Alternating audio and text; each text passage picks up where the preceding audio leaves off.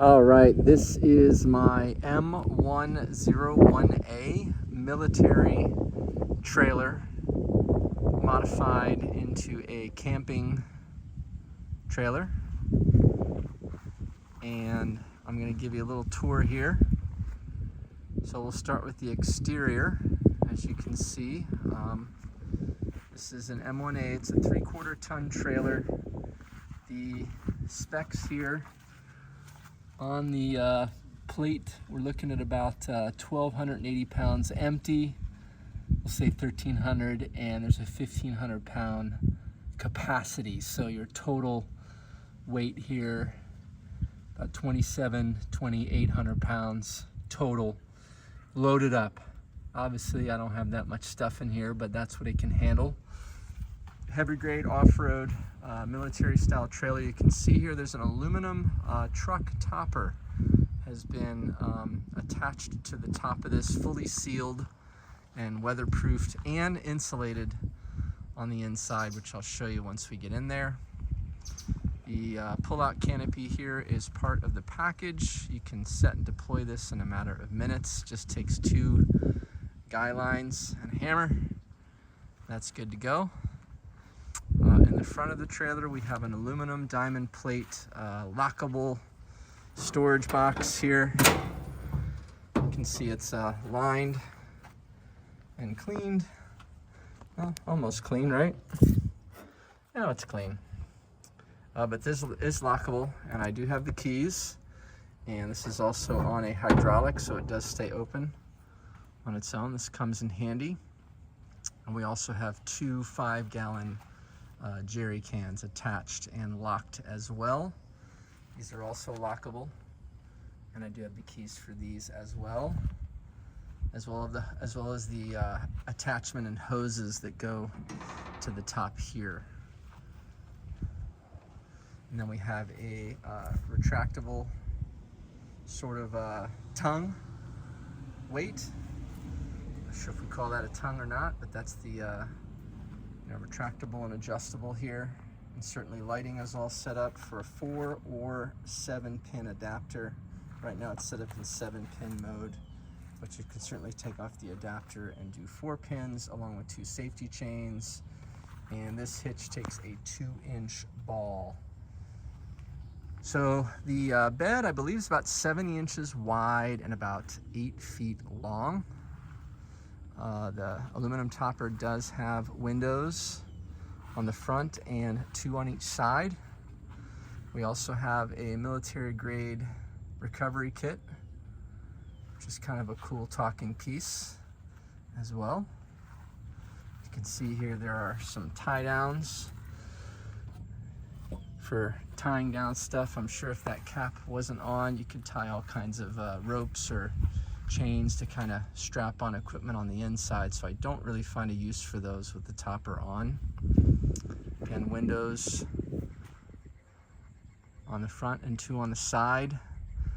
The tires are pretty much new. I just took this out to Utah and back, so we're talking about 6,000–7,000 miles on these tires. I got these off of a person that wanted to upgrade their Jeep tires.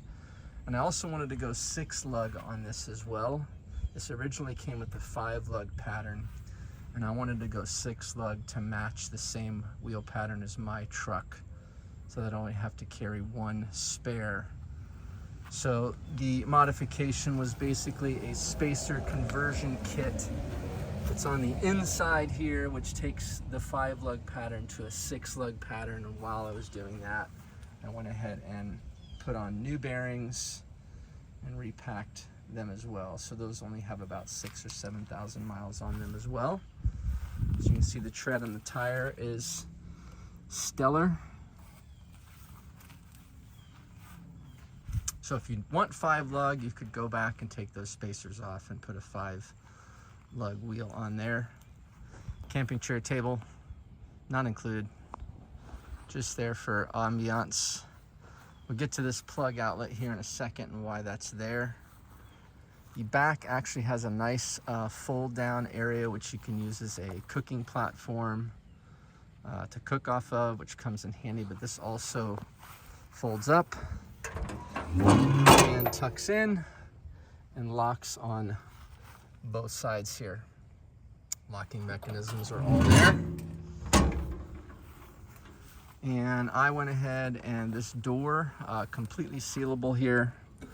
This lock does not work anymore, so I had to come up with a chain and padlock here to lock the back door, which works fine. Again, this is all weatherproofed in the back.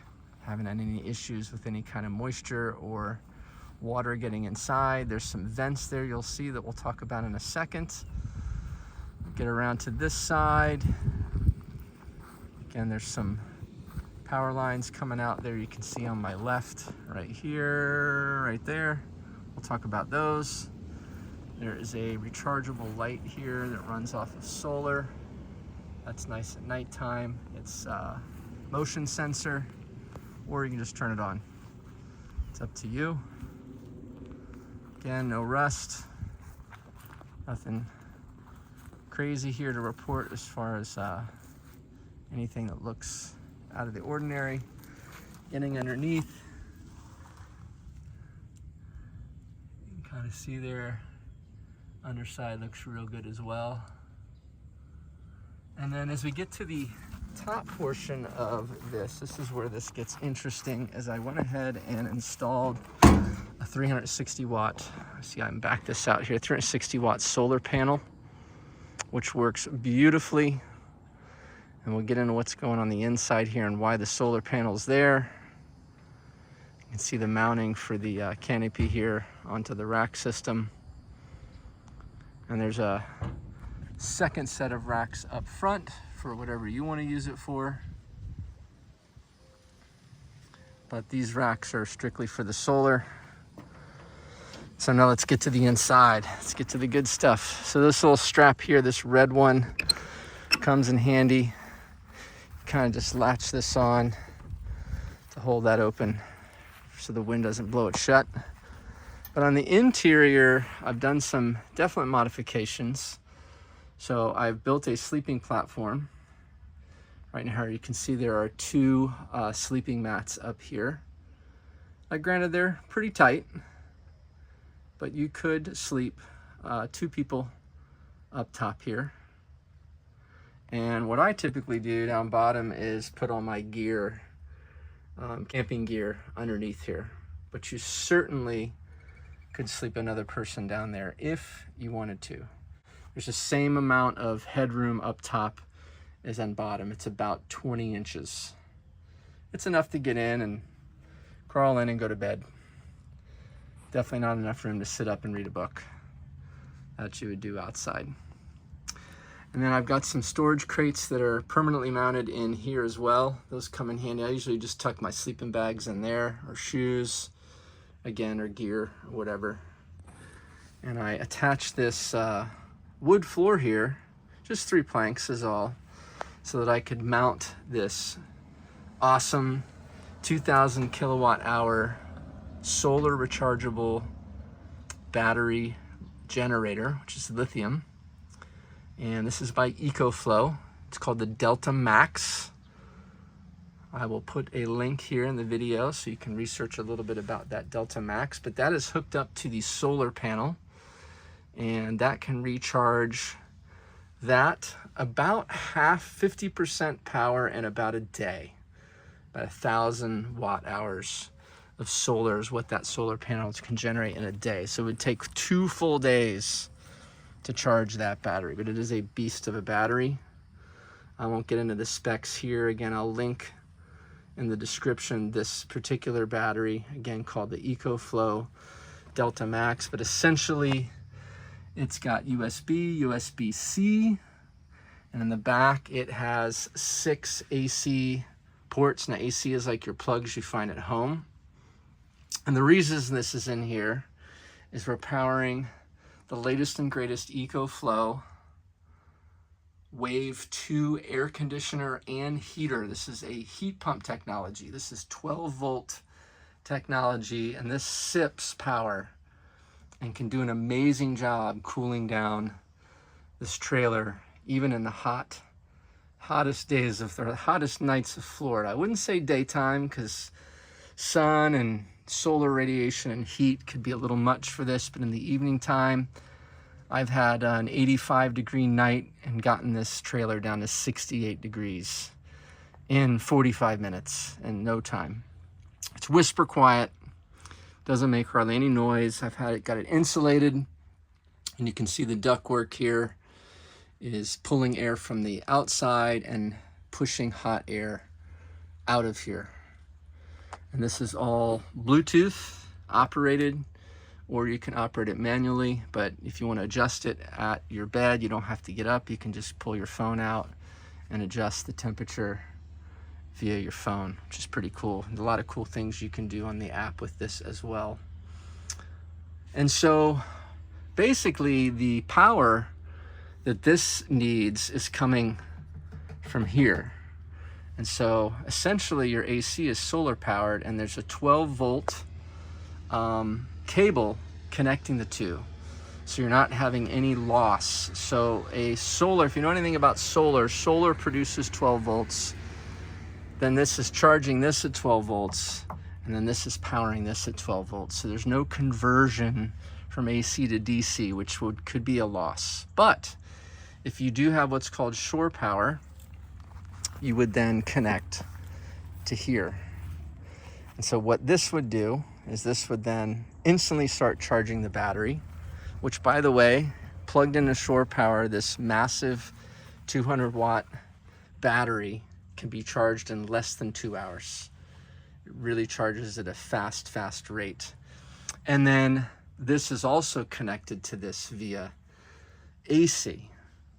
So what that means is once you're plugged in here to shore power, then this would be drawing AC power from the battery. And so this can run off of DC or AC. It's really what you got going on with your power. It's a pretty cool system. And it's very efficient and can run this thing pretty much for the evening at full power. And then also coming out of the battery, you can see I have this extra orange line, and that is plumbed over the top here and over to this side. So if you wanted to plug in appliances, a cooktop, a toaster, a fan, a light, you've got 3 AC plugs here that are connected to that battery. So you do have AC power on the outside, which is quite nice. And so again, there's one more shot at the inside. Again, the walls are insulated. The roof is not. It's slightly insulated, but the walls are definitely more insulated. The floor is definitely not insulated. That is just bare metal, and then wood underneath that. There you have it. Getting in and out, you got a pretty decent door to get in and out of this trailer.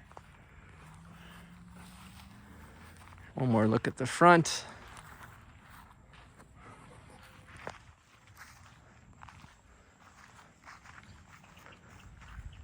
And again, for sale, and can be shown here in Largo, Florida. I'll put my number here in the comments. Thanks for watching.